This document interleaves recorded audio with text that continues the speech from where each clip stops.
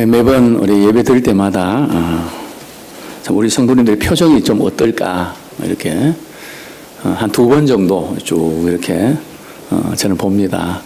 좀 밝아졌을까, 좀 어두워졌을까, 아니면 무표정일까. 왜냐하면 한 주일에 살아가는 삶의 모습들이 우리 얼굴에 쓰여 있거든요. 2017년도 1월부터 6월까지 어떻게 살아오셨습니까? 어떤 분은 누적 불만을 가지고 계속 불만이 쌓이는, 직장 가서도 또 가정에서도 때로는 교회에서도 그냥 내가 보고 듣고 이 모든 것들이 그냥 불만이 가득한 누적 불만으로 살아온 인생도 있을 겁니다. 또 어떤 분들은 누적 감사가 넘치는, 참 감사하다, 이 크신 은혜를 어떻게 감사할 수 있을까, 이렇게 누적 감사로 살아온 분들도 있을 겁니다. 누적 불만으로 살아온 인물의 한 사람을 이렇게 인물을 든다면 바로 사울 왕이죠. 사울은 이스라엘의 초대 왕입니다. 그럼에도 불구하고 그 여인들의 그 노래소리, 그죠? 사울은 천천히요, 다윗은 만만이다. 다윗을 빼고 노래해야지. 왜 사울과 다윗을 비교해서 노래합니까? 특별히 우리 여자분들은 저희 성도님도 안 그런데 좀 그런 경향이 있거든요. 이 노래소리에 이 사울왕은 완전히 속이 뒤집어진 겁니다. 그죠?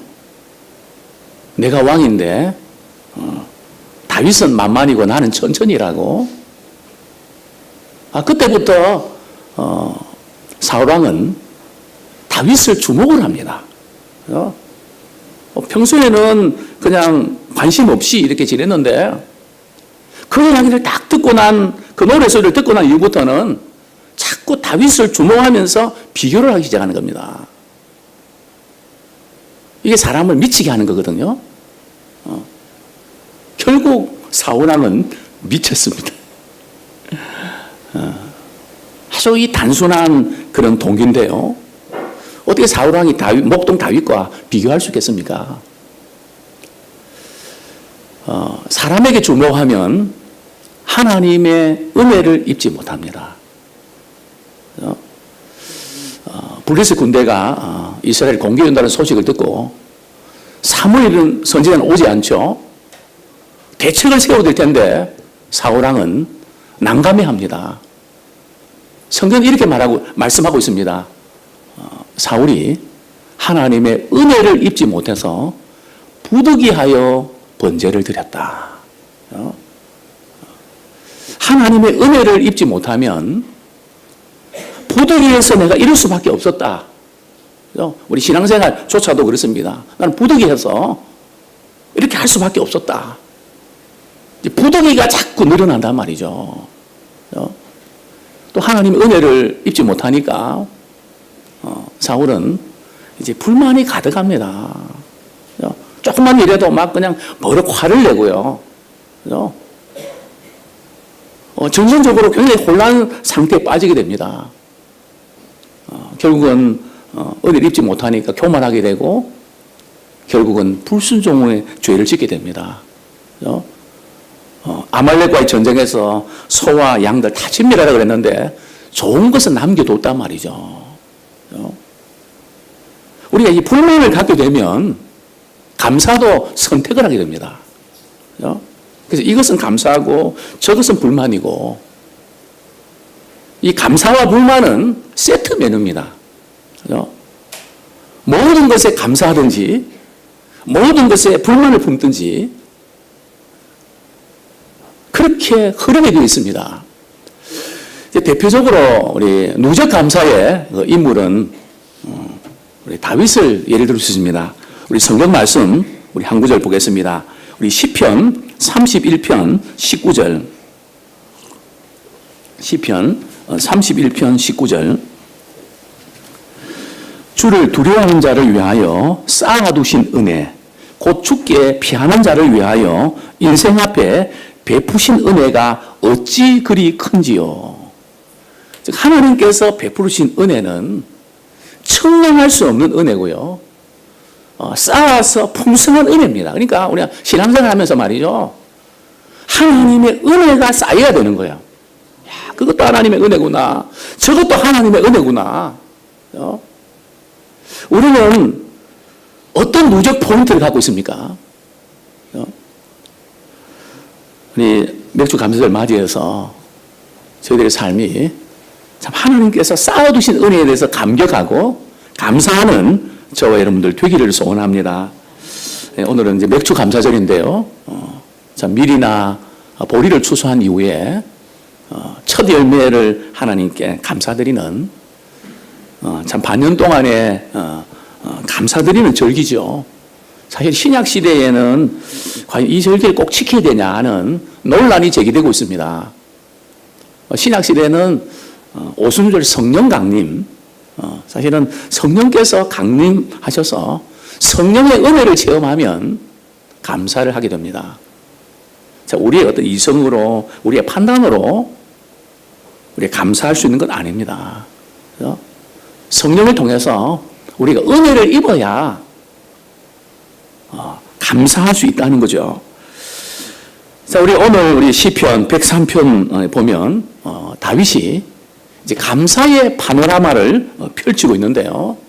먼저 우리 1절 우리 말씀 다 같이 읽도록 하겠습니다. 시작. 내 영혼아 여호와를 송축하라.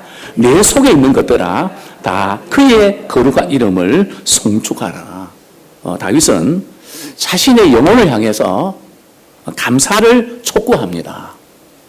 우리는 우리 영혼에 명령을 내려야 됩니다. 내 영혼아 어찌하여 낭망하며 불안하여 하는고.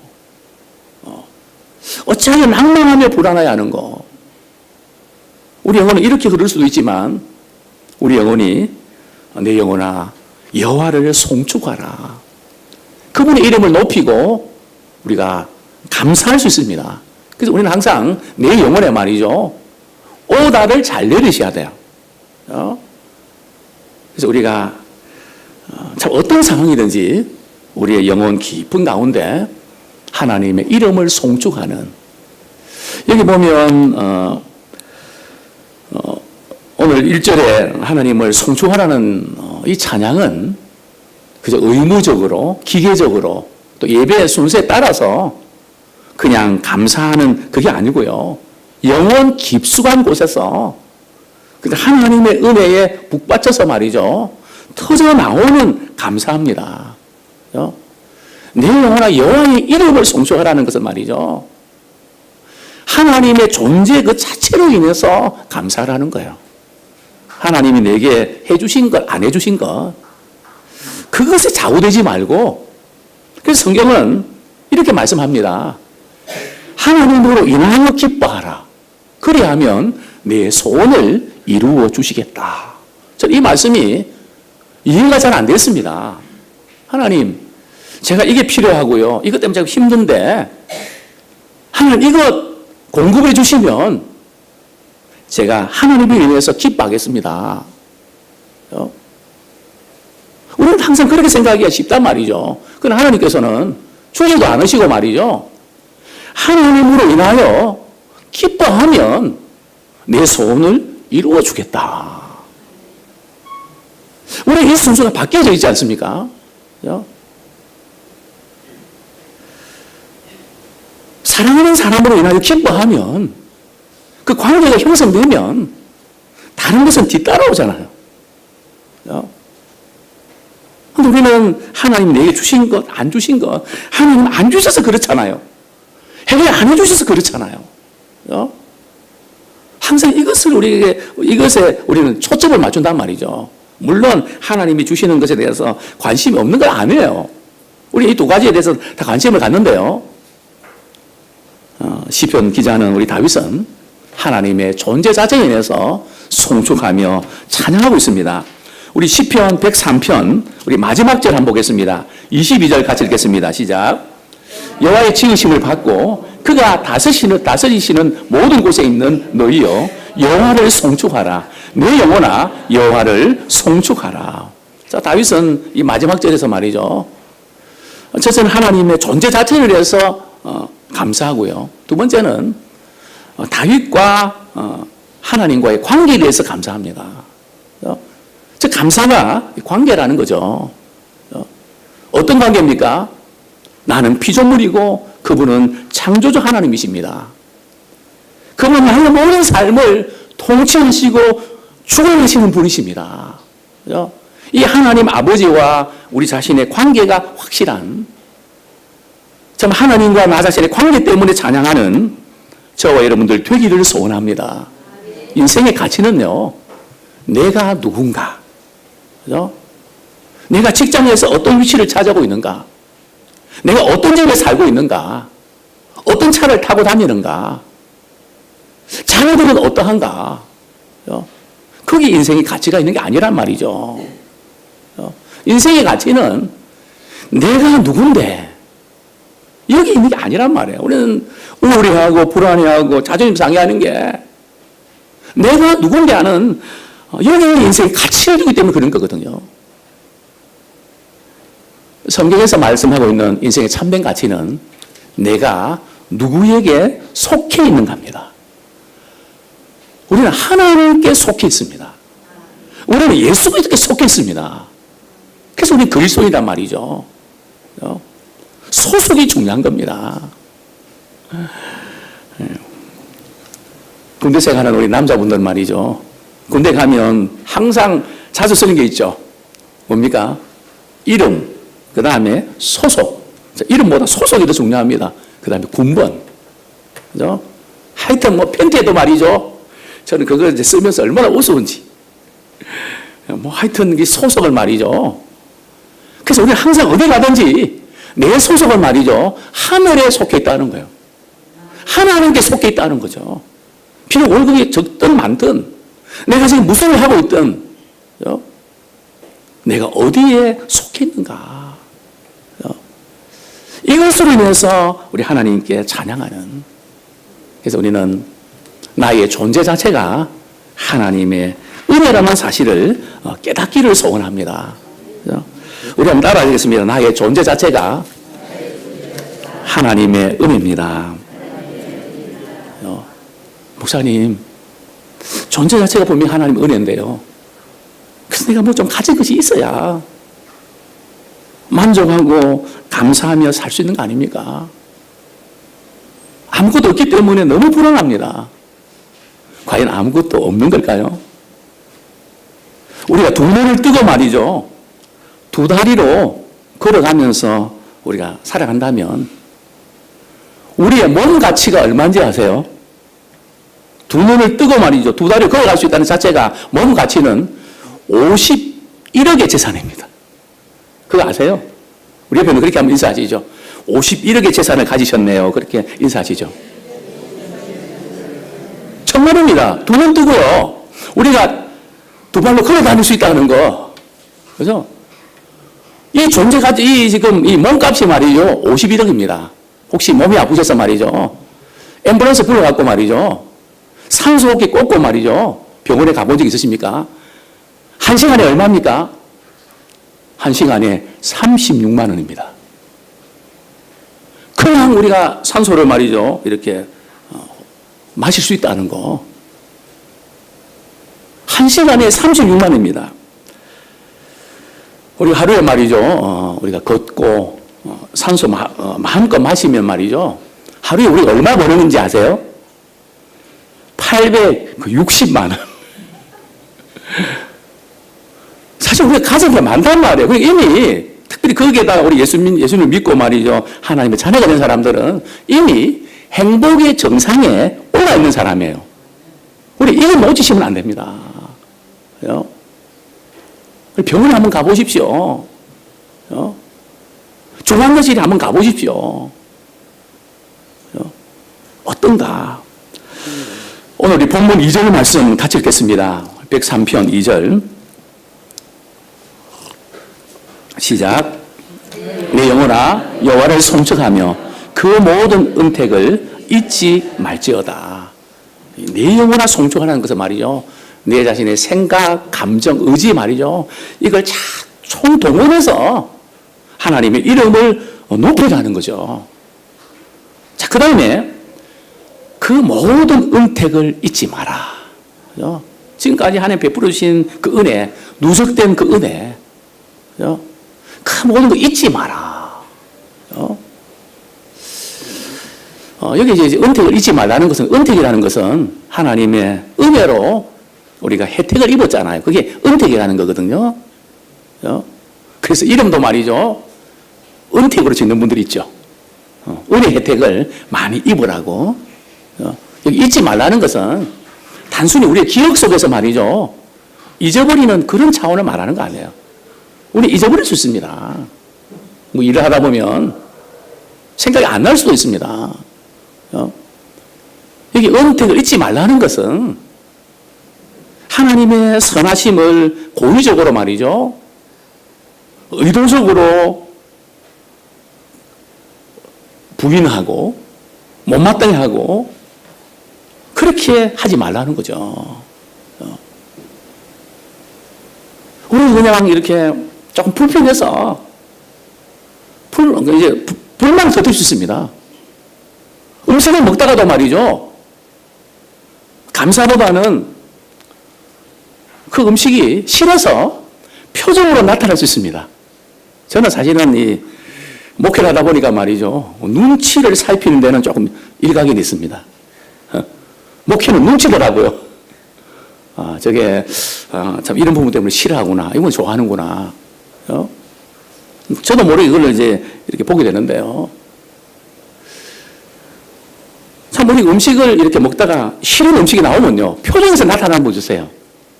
그래서 저는 이제 말은 안 하지만, 재밌다. 그럴 수 있겠지. 그리고 음식이 자기 좋아하는 음식이 나오면요. 뭐 표정에서 나타나요. 그럴 수 있습니다. 그래서 뭐 조금 안 좋은 이야기 했다. 그게 뭐 불만은 안 해요. 우리 감정이 또 이렇게 그럴 수 있습니다. 성경에서 말하는 이 불만과 불평은요. 존재 자체를 이렇게 흔드는 겁니다. 하나님이 계신다면 어떻게 이럴 수가 있나. 당장 싫고 좋고 그게 아니고요. 그래서 성경은 이 은택을 잊지 마라. 자, 예를 들면 우리 역대하 32장 5절 구체적으로 이 은혜를 잊어버린다는 게 도대체 어떤 걸까? 역대하 32장 25절 제가 읽어드립니다. 히스기야가 마음이 교만하여 그 받은 은혜를 보답지 아니하므로 진노가 그와 유다와 예루살렘에 내리게 되었나니. 우리 하나님의 은혜를 받으면 반응을 하게 됩니다. 찬양을 하게 되고 감사하게 되고 받은 은혜를 내가 어떻게 다른 사람에게 베풀까? 은혜를 흘려보내게 된다는 거죠. 이게 은혜 받은 자의 특징이거든요. 그런데 히스기야 왕은 교만해서 말이죠. 받은 은혜를 보답지 않았다는 거죠. 그래서 은혜에 반응하지 않는 게 교만입니다. 은혜에 반응하지 않는 것이 은혜를 잊어버리는 겁니다. 저는 다른 건 몰라도 말이죠. GQ가 좋아야 돼요. Graced Quality. 그죠? 다른 것 좀 잊어버려도 은혜를 기억하는 자 되기 원합니다.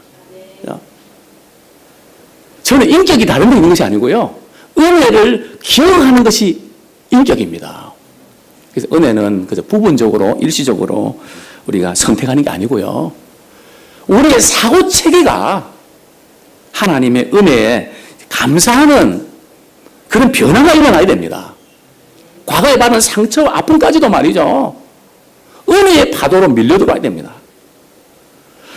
우리 지난번에 우리 성경 컨퍼런스 이렇게 잘 갔다 왔는데요. 지금도 이 은혜의 파도 하니까 우리 고성에 말이죠. 우리 숙소에 참 이 파도가 밀려오는. 저는 이 좋아하는 찬양이 말이죠. 그냥 파도와 많이 연관이 있습니다. 물결과 많이 연관이 있습니다. 왜냐하면 어려서부터 저는 파도와 물결 속에 자라서니까요. 파도가 밀려오면 그 받았던 상처, 아픔까지도 말이죠. 야, 그것도 하나님의 은혜였구나. 그때는 힘들었지만 지나가 보니까 그것도 하나님의 은혜였구나. 왜냐하면요, 많은 아픔을 겪은 분들은 동일하게 아픔을 겪는 분들을 바라볼 때 그냥 대하지 않습니다. 그 마음이 말이죠, 찡합니다. 그분의 아픔을 이해하고 품어주고 싶습니다. 비록 그 순간 너무 아프고 힘들었지만 우리가 이런 마음으로 다른 사람을 대할 수 있다는 거, 그래서 하나님의 은혜의 파도입니다. 이걸 누가 바꿔주십니까? 바로 그게 십자가의 은혜예요. 성령님께서 말이죠, 그것을 바꿔주십니다. 그래서 믿음의 사람들은 감사의 모드입니다. 감사의 창이 떠야 돼요.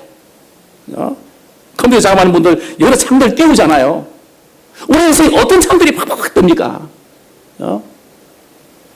하나님께 베푸신 은혜의 창들이 정말 여기저기에서 띄우면서 우리가 살아가는 저와 여러분들 되기를 소원합니다. 우리가 간증이 될 것은 말이죠, 재산이나 폐물이 아니라 하나님의 은혜입니다. 하나님께 베푸신 은혜를 기억하는 사람이 세상에서 최고로 행복한 사람입니다. 이번에 우리 성경 커머스 가서 8,000원짜리인가요? 돈가스를 맛있게 먹었습니다. 거기에 또 우리 백종원 씨가 이렇게 또 영향을 미쳤더라고요. 근데 저는 제가 지금까지 먹어본 그 돈가스 중에 말이죠, 제일 맛있었던 돈가스는 영등포 시장에 999원 하던 돈가스입니다. 제가 교육전도사 때 우리 교회가 목동에 있었거든요. 그러면 영등포에서 차에 내려가고 이제 이렇게 차를 바꿔 타는데, 이제 바꿔 탈 때 그 앞에 바로 이렇게 99원 돈가스점이 있습니다. 의자도 말이죠, 회전 의자 있죠. 저 집사람하고 이제 돈가스를 먹었는데요, 가장 힘들고 어려울 때에 사랑하는 아내와 먹었던 그 돈가스가 최고로 맛있습니다. 교회 말이죠, 우리 식사 국수도 맛있죠, 김치도 맛있고. 왜 맛있는지 아세요? 물론 요리를 잘해서도 맛있지만 이유는 딱 두 가지예요. 양념이 좋은 거 들어갔거든요. 어떤 양념인지 아세요? 사랑과 감사의 양념이 딱 들어가 있는 거예요. 그러니까 맛있는 거예요. 집에서 똑같은 사람이 했는데도 맛이 덜한데 교회에서 먹으면 맛있단 말이에요. 그 차이는 다른 게 아니에요. 감사하는 마음으로 먹었기 때문에 맛있는 거예요. 참 우리에게 중요한 부분들은 하나님의 은혜를 우리가 잊지 않는, 이제 이 시편 기자는 세 가지 우리 감사를 드리고 있는데요. 첫 번째로 우리 3절 말씀 한번 같이 읽겠습니다. 시작. 그가 내 모든 죄악을 사하시며 내 모든 병을 고치시며. 우리가 감사해야 될 최고의 감사는 모든 죄악에서 용서해 주시고 구원을 베풀어 주시는 하나님의 은혜에 감사해야 합니다. 우리가 죄사함의 그 은혜에 대한 감사, 감격 아직도 있으신가요? 많은 경우에 보면 처음 내가 예수님 만날 때, 수련회 때 내 죄를 위해서 회개하고 십자가의 그 사랑의 은혜를 우리가 힘입으면서 참 기뻐했던 그 시간, 그죠? 감격적인 그 순간들이 우리 모두에게 있죠. 그 은혜에 대해서 우리가 감사한, 분명히 그때 너무나 죄사함의 은혜에 감사했습니다. 그럼 많은 분들이 이 죄사함의 은혜가 단순히 추억으로 떠나보낸 지 오래라는 거죠. 내가 처음 예수 믿을 때는 죄사함의 은혜가 컸지. 그리고 지나면서 우리가 성찬식도 하고 또 십자가의 은혜에 대해서도 우리 감사하지만 그렇게 두고두고 감격하지 않는단 말이죠. 이 죄사함의 은혜는 단회적이 아닙니다. 이 죄사함의 은혜는 우리 인생에서 계속해서 이어지는 최고의 은혜입니다. 우리 죄사함 은혜 받았지만 과거에 내가 죄를 지었던 장소, 또 죄의 습관에 때로는 빠진단 말이죠. 그런데 우리는 어떻게 대처하십니까? 어떤 분들은 역시 나는 안 돼. 나 같은 게 뭐 하나님의 자녀라고. 나 같은 게 무슨 교인이라고. 역시 나는 안 돼. 그렇게 흘러가는 수도 있고요. 또 다른 부류의 신자가 있습니다. 그런 것들이 생각날 때 말이죠. 그래서 예수님이 나를 위해서 십자가 지셨구나. 다시 한번 그 죄사함의 은혜를 확인하고 또 체험하게 되는 거예요. 우리는 이것을 늘 우리가 경험하셔야 돼요.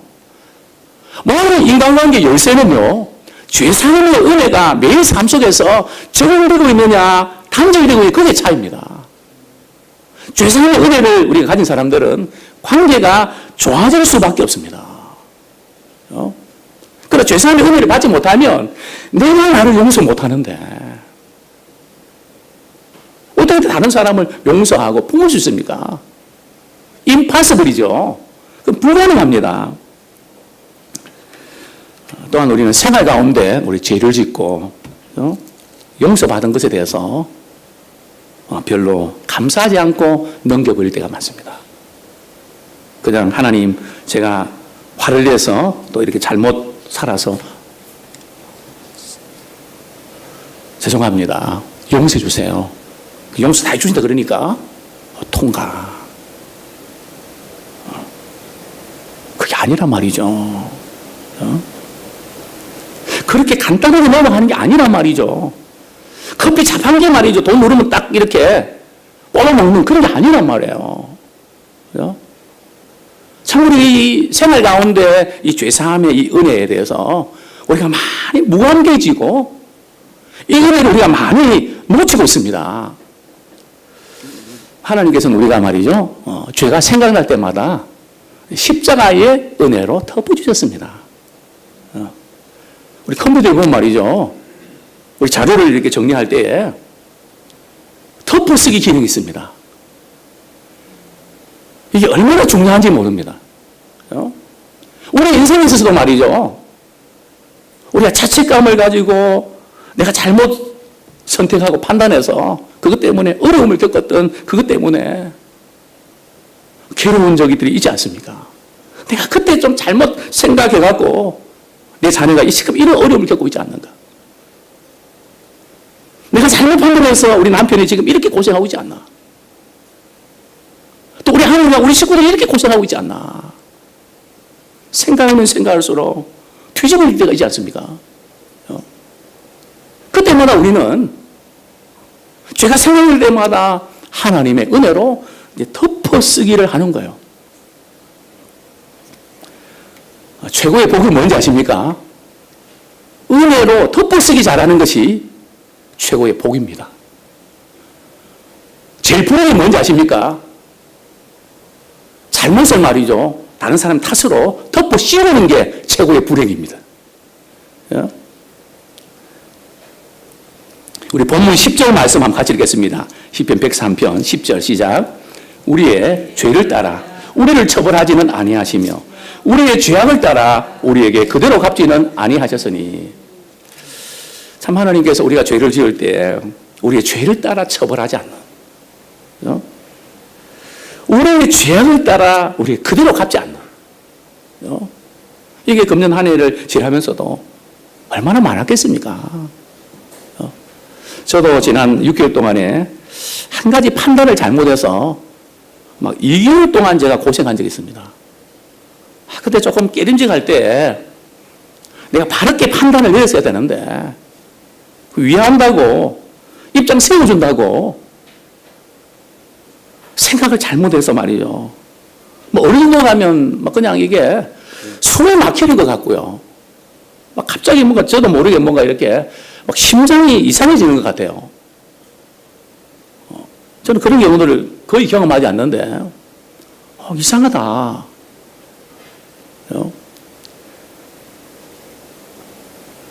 우리 성도들 가운데 참 여러 가지 일들 때문에 뭐 힘든 분들이 있으셨을 겁니다. 그러나 우리는 비록 우리의 부족과 연약함이 있음에도 불구하고 우리 주님 앞에 나가 또 우리의 죄를 또 회개하고 고백할 때에 모든 불의에서 하나님은 우리를 깨끗하게 해주세요. 자, 그렇기 때문에 우리는 하나님의 무한한 용서를 받았거든요. 그래서 우리는 또 무한한 용서를 해야 되는 거예요. 우리 옆에는 그렇게 한번 인사하겠습니다. 무한한 용서를 합시다.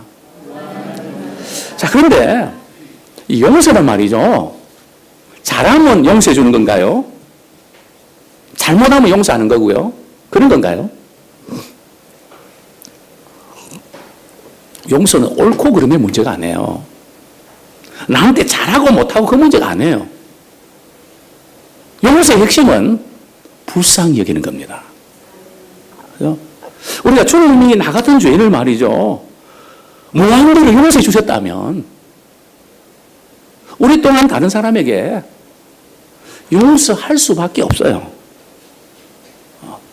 자, 그런데 만약에 우리가 이렇게 어떤 이유 때문에 참 누구를 용서를 못 하잖아요. 그럼 어떤 문제가 생기는지 아세요? 분명히 그 사람이 잘못했다고 그랬는데 나는 용서하기 싫단 말이에요.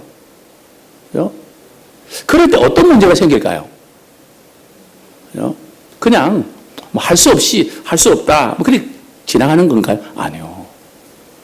심각한 문제가 세 가지가 생기는데요.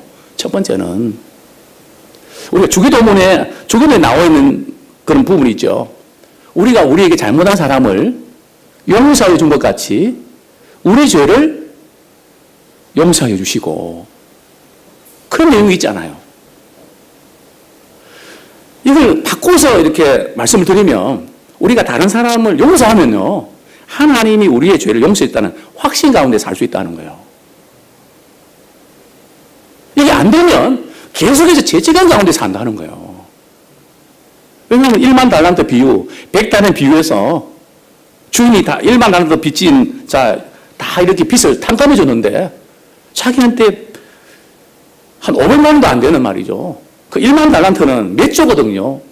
한 10조 이상 됩니다. 그 빚 다 탕감받았는데 자기한테 500만 원 정도 빚진 사람을 말이죠. 용서 못하고 감옥에 가뒀단 말이죠. 그러니까 주인이 알고 말이죠. 괘씸해서 다시 감옥에 집어넣지 않습니까? 탕감 안 해주겠다는 거죠. 즉, 죄사함의 은혜를 체험할 수 없다는 겁니다. 자, 두 번째 문제는 뭔가 말이죠. 스스로 우울하고 불안에 시달립니다. 스스로 감옥 안에 자기가 갇히게 된단 말이죠. 또 세 번째 문제는 말이죠. 다른 사람과의 관계에서 문제가 생깁니다. 관계가 안 좋아져요. 그러니까 관계 좋은 사람들의 특징은 뭔가 말이죠. 사랑에 용서 잘하는 사람이에요. 이게 우리 죄사함의 은혜를 받았으면 이제 우리 금년 한 해 동안 이렇게 지내오면서 이건 용서 못해. 우리 감정적으로는 잘 안 돼요. 당연히 안 되죠. 그럼 주님이 나를 어떻게 용서해 주셨지? 이 죄사함의 은혜를 통해서 또한 용서하는 저희들 되기 원합니다. 자, 두 번째로 우리 본문 3절 하반절에서 4절까지 제가 읽어드리겠습니다. 그가 내 모든 병을 고치시며 내 생명을 파멸에서 속량하시고 인자와 긍휼로 관을 씌우시며 우리는 각종 위기의 상황 가운데 하나님께 베풀으신 은혜에 감사해야 합니다. 우리 인생을 살아가는 것 자체가 기적입니다. 그거 아세요? 어떤 분이 이제 영화를 추천해 줬는데 거기 보면 우리 아이가 나는 기적 같은 거 안 믿어요. 사실은 문제가 크니까 나는 기적 같은 거 안 믿어요. 우리가 문제가 절망이기 때문에 우리가 기적을 믿지 않을 수 있습니다. 근데 우리는 살아가면서 참 모든 것이 기적입니다. 아침에 눈 뜨고 일어나는 것도 기적입니다. 오늘 시편 기자는 이렇게 말씀합니다. 내 모든 병을 고치시며. 우리 한 해 동안 질병 때문에 고통당한 분들 계시죠. 도저히 어떻게 해결할 수 없는 아픔들, 고통들. 그 상태가 계속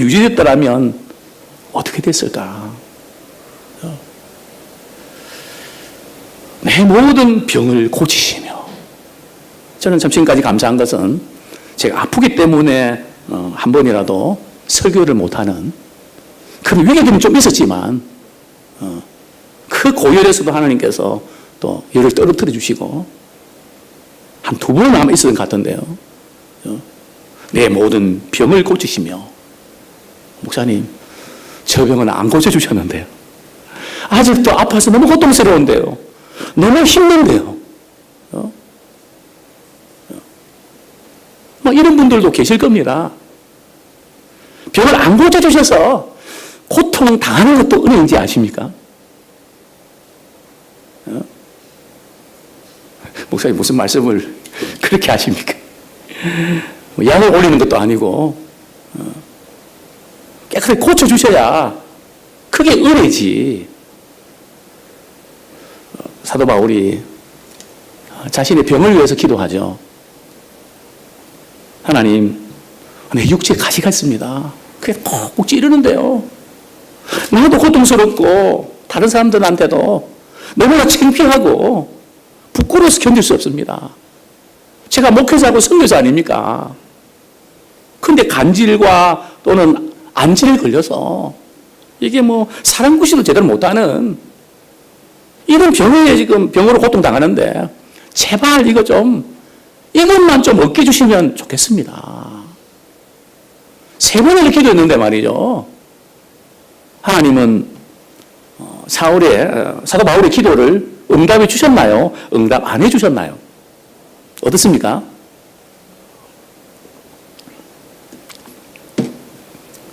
다소마, 지금 하나님께서 이 사도 바울의, 우리 주님께서 사도 바울의 기도를 응답해 주셨는가, 안 해 주셨는가? 참 대답하기가 참 어려운, 안 해준 것 같은데, 또 그렇게 하자니 분위기가 지금 다소마 눈치가 빨라요. 예. 또 그건 또 아닌 것 같고. 이게 바로 이제 사람의 응답과 하나님의 응답의 차이가 있다는 거예요. 우리 주님이 찾아오셔서 이렇게 말씀하시죠. 또 바울아, 내 은혜가 내게 족하다. 은혜가 지금까지 네가 받은 은혜로 충분하다는 거예요. 이게 지금 받아들여지십니까? 육체 가시 때문에 고통당하고 힘든데 그게 해결이 안 되는데 괜찮다. 내 은혜가 내게 촉하다. 그게 진짜로 은혜가 촉한 거냐고요. 누구한테 물어봐도 사도 바울이 그 병에서 고생받아야 그게 은혜가 촉한 거지. 그럼 왜 주님은 내 은혜가 내게 촉하다 그렇게 말씀하셨냐고요.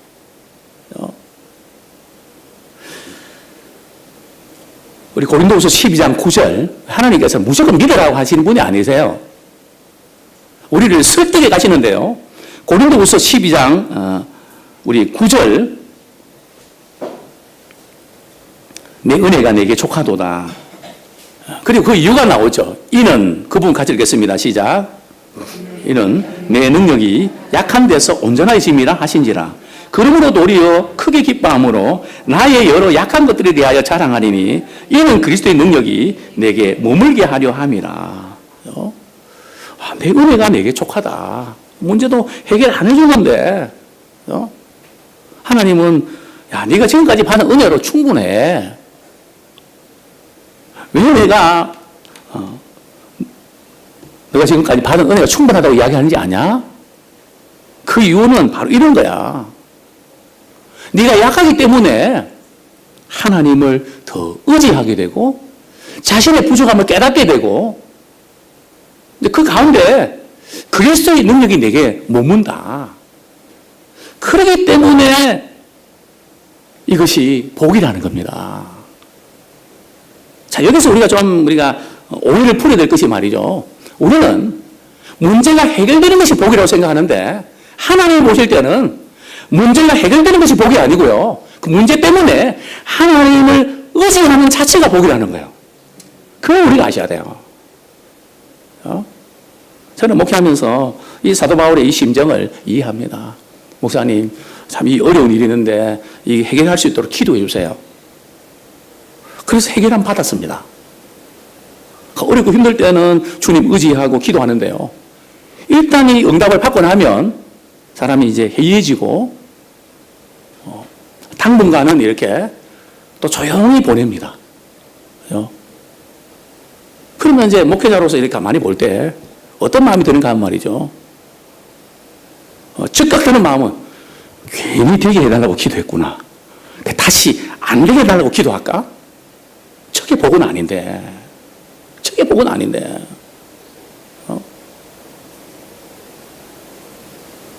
제가 늘 말씀드립니다. 우리 부모님들 되신 분들, 자녀들한테 돈 다 주지 말고요. 내가 쓸 돈을 꼭 붙잡고 계세요. 우리 성인이 섭섭하게 생각하지만, 나는 뭐 붙잡고 있을 것도 없지만, 절대 주시면 안 돼요. 아무리 애원해도, 원망해도 주시면 안 돼요. 일단 축원하면 부모 의지 안 합니다. 안 찾아옵니다. 물론 여기 계신 분들은 안 그러실 거예요. 제가 볼 땐 대부분이 다 그렇단 말이에요. 이게 하나님 우리 관계가 마찬가지입니다. 자꾸 이 문제 때문에 하나님이 계신다면 왜 이렇게 나한테 이런 문제를 주시나? 자꾸 이런 불행한 사람이다. 자꾸 이렇게 생각하는데 아니요. 문제 때문에 자기 자신이 몰두하면 불행한 사람이에요. 문제 때문에 주님을 찾는 사람은 지혜로운 사람이에요. 이 싸움입니다.